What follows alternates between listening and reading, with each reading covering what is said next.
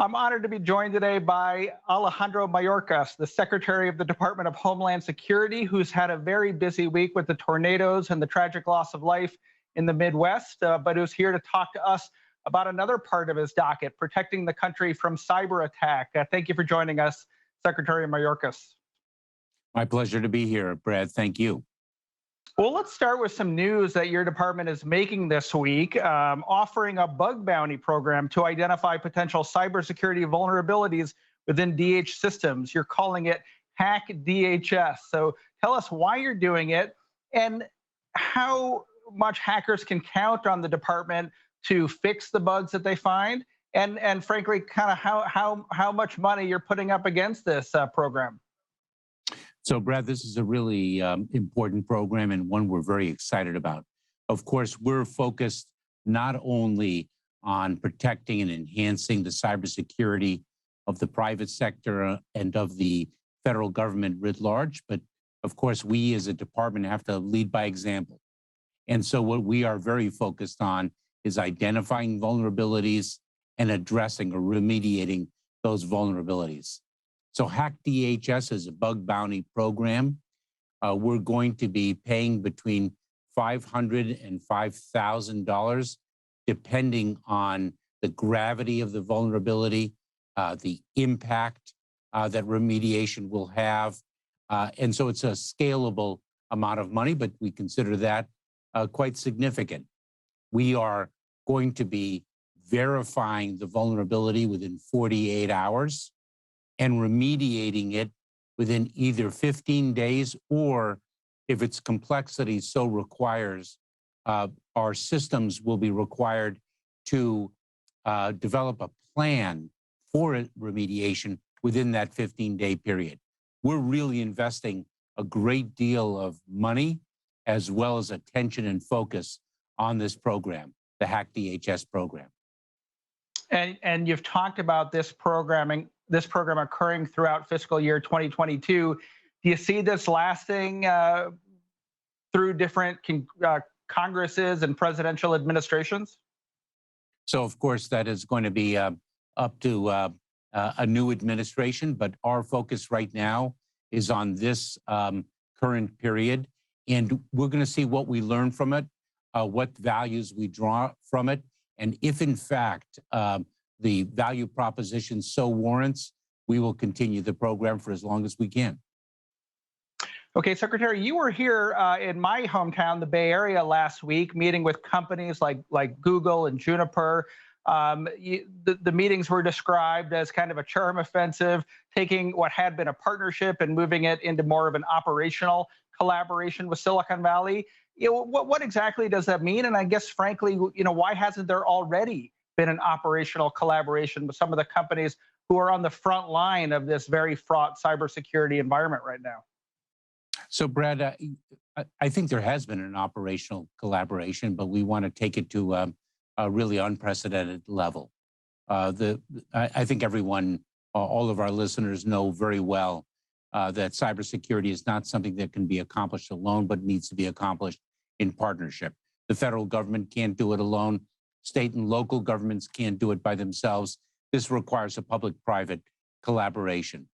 There's been a tremendous focus on information sharing, which of course continues, but we also want, as you identify, we want to focus on operational collaboration as well as the exchange of information and intelligence. And so we are traveling around the country to communicate the different mechanisms that we're going to employ to achieve that. And one of them, under Jen Easterly's leadership, the director of CISA, is the Joint Cyber Defense Collaborative, the JCDC, which is a mechanism to really achieve that operational collaboration. Did you take away a particular message from your meeting with companies in Silicon Valley? They've been right in the thick of things. Just the onslaught of hacks and ransomware cases, particularly in 2021. What was the message that they were delivering to you? I think a few things. Number one is the value proposition. I refer to this repeatedly, which is we in the federal government need to do a better job of communicating the information that we have. It cannot be in a vacuum. Context is very important. Trend analyses are important, not just information sharing, but intelligence sharing. I think that is one theme that we heard throughout. And also with respect to the Joint Cyber Defense Collaborative, let us succeed ably with a defined group of companies on the front line, and then we will cascade the model to really spread out throughout different levels of industry, small, medium-sized businesses as well.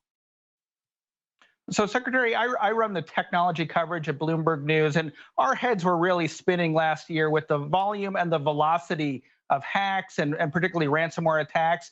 It was primarily the first half of this year. Is there a case to be made, even in the data, that the ransomware kind of epic is maybe slowing down a little bit, that we have some kind of grip on the problem? I'd be so excited to be able to answer that question in the affirmative and say yes. But I don't think we're there yet. You correctly note that ransomware, the amount of ransomware attacks really exploded, a 300% increase, quite frankly.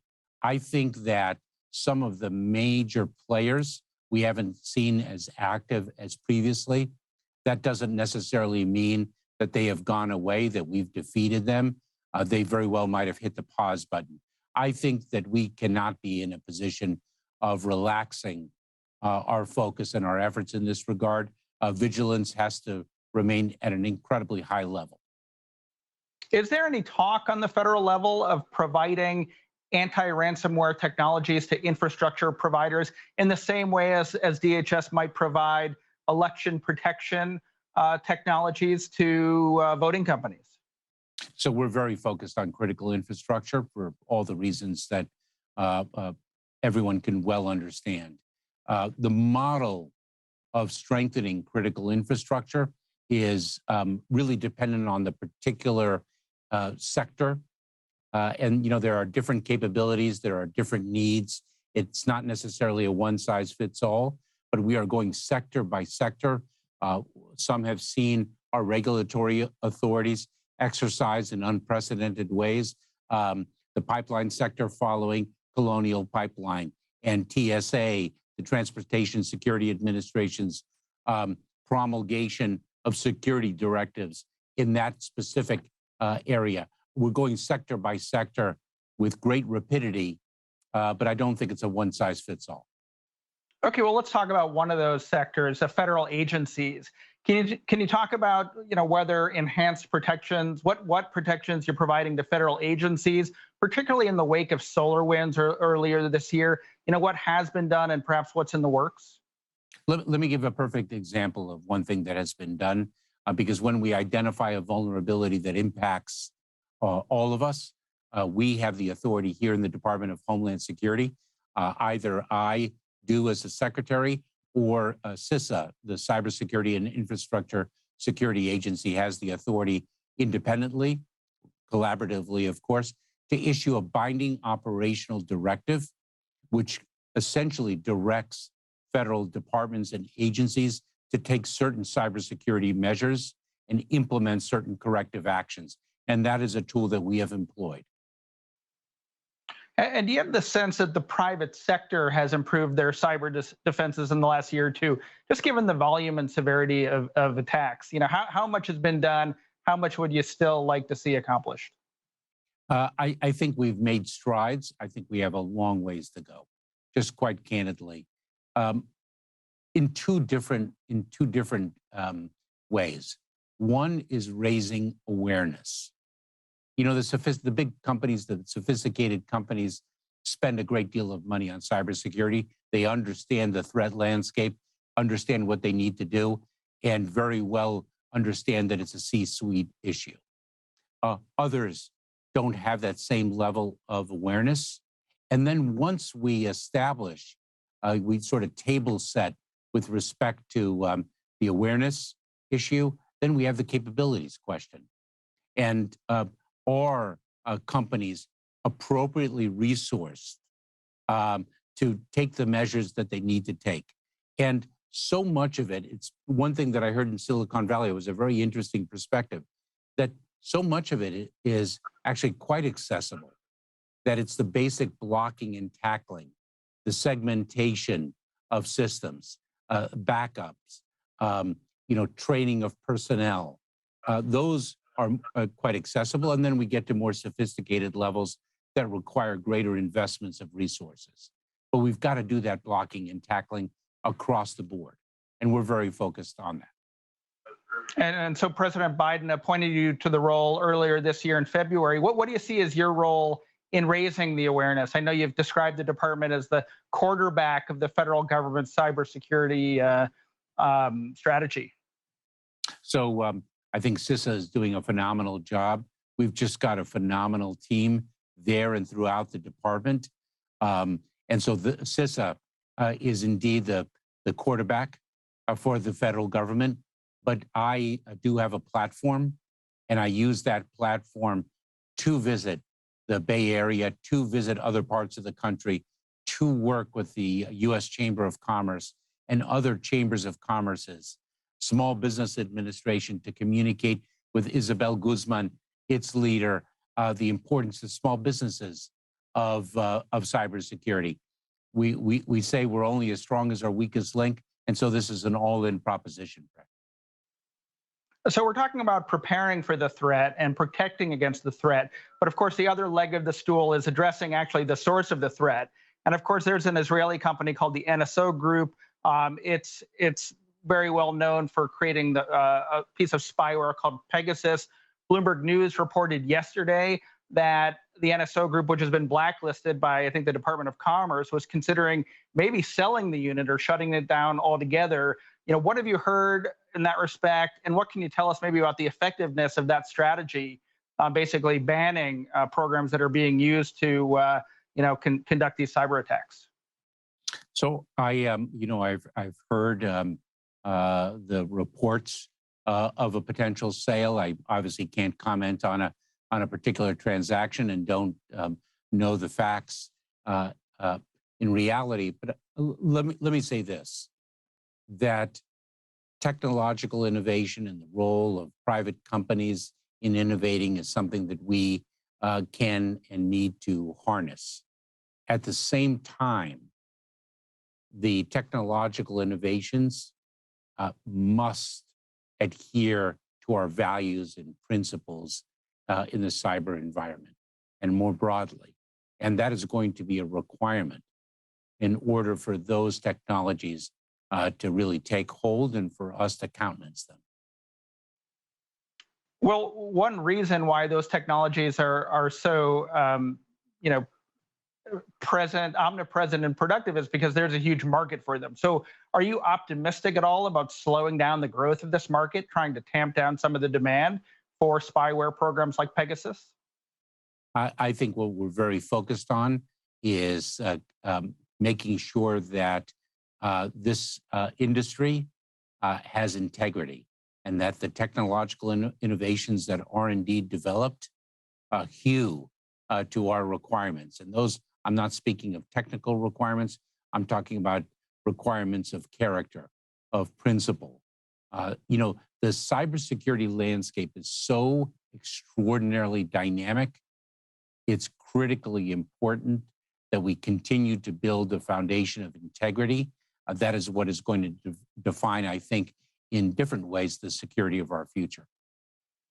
Well, the challenge, of course, is that there are a lot of places in the world who define those values and concepts like integrity very differently. So where are the limits to your authority? I mean, when there are countries on the other side of the world whose companies are developing technology like spyware, ultimately, what are the best tools available to the federal government? So, this is the importance of leadership.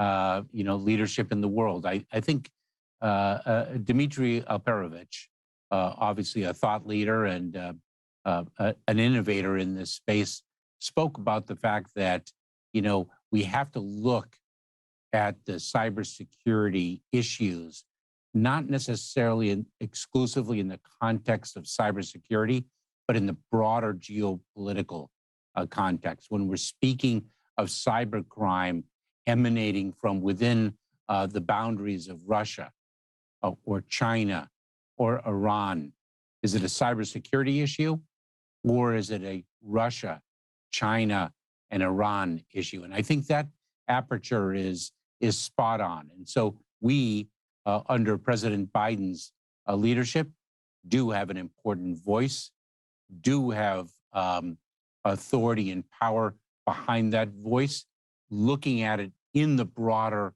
relationships with other countries. Let's pivot a little bit and talk a little bit about misinformation. Do you consider that part of your mandate at DHS, and how much resources are you devoting to fighting misinformation, such as election falsehoods or COVID disinformation? I think that's very much within our domain. Misinformation, pointedly disinformation, have very serious and significant ramifications for Homeland Security. The integrity of our election system, the security of our election system is a prime example of that.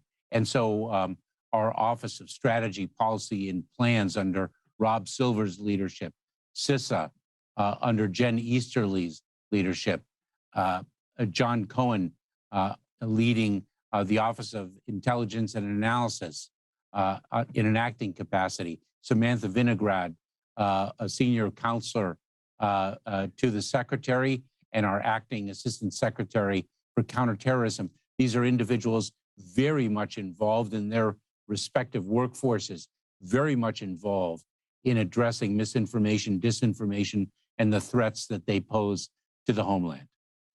I know you've been doing this a long time. Personally, do you ever get, do you ever get upset by just the ubiquity of falsehoods and myth in our public dialogue these days, and the ease with which they are transported across social media and the internet? I do. I think that false narratives present a threat to our security.